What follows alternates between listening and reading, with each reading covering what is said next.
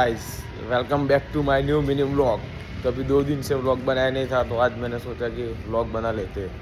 तो अभी बज रहे हैं सुबह के 11 और आज छुट्टी है। तो अभी जा रहा था मैं शैम्पू लेने के लिए। तो अभी घर पे जाके नहाऊंगा अभी 12 बजे को, और फिर नहा के खाएंगे। तो क्या खाते हैं वो मैं आपको दिखाता हूँ, पर पहले नहा लेता हूँ, ठीक है। तो गाइस अभी बज रहे हैं रात के 8 और मैं नहा धो के आ चुका हूँ दर्शन करने के लिए। आपको पता ही होगा जहाँ पे मैं दर्शन करता हूँ हमारे सोसाइटी के बाहर। तो अभी इसलिए जाता हूँ क्योंकि अभी आरती भी हुई रहती है और दर्शन भी कर लेने का, तो दोनों काम साथ में हो जाए। तो अभी मैं जा रहा हूँ दर्शन करने के लिए, आपको भी करवाता हूँ, ठीक है गाइस। तब तक बने रहिए गाइस, फिर जाऊँगा द्वारकाधीश चाय पीने के लिए।